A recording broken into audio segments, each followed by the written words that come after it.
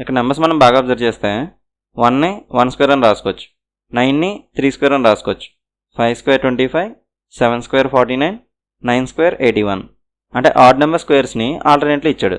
Remaining numbers చూస్తే 5ని 2 square plus 1 అని రాయొచ్చు, 17ని 4 స్క్వేర్ ప్లస్ 1 అని రాయొచ్చు, 4 స్క్వేర్ 16 ప్లస్ 1 17, 37ని 6 స్క్వేర్ ప్లస్ 1 అని రాయొచ్చు, 6 స్క్వేర్ 36 ప్లస్ 1 37.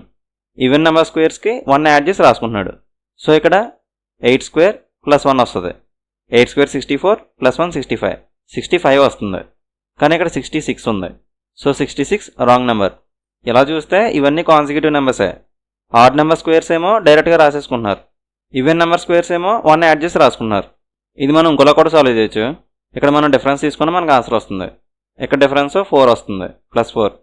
ఇక్కడ కూడా ప్లస్ 4 అవుతుంది, ఇక్కడ ప్లస్ 8 అవుతుంది, ఇక్కడ కూడా ప్లస్ 8, ఇక్కడ ప్లస్ 12 అవుతుంది, ఇక్కడ కూడా ప్లస్ 12. ఇక్కడ నెంబర్ చూడండి, డిఫరెన్స్ 4 వచ్చింది, తర్వాత సేమ్ డిఫరెన్స్ మెయింటైన్ చేశారు, తర్వాత 4 ఇంక్రీజ్ చేశారు, మళ్ళీ సేమ్ డిఫరెన్స్ మెయింటైన్ చేశారు, తర్వాత 4 ఇంక్రీజ్ చేశారు, మళ్ళీ సేమ్ డిఫరెన్స్ మెయింటైన్ చేశారు. సో ఇప్పుడు 4 ఇంక్రీజ్ చేస్తారు అంటే 16 వస్తుంది డిఫరెన్స్, మళ్ళీ సేమ్ డిఫరెన్స్ మెయింటైన్ చేస్తారు, 49 ప్లస్ 16 65 వస్తుంది, 65 ప్లస్ 16 81 వస్తుంది. సరిపోయింది. సో 66 ప్లేస్లో 65 వస్తే కరెక్ట్గా సరిపోతుంది.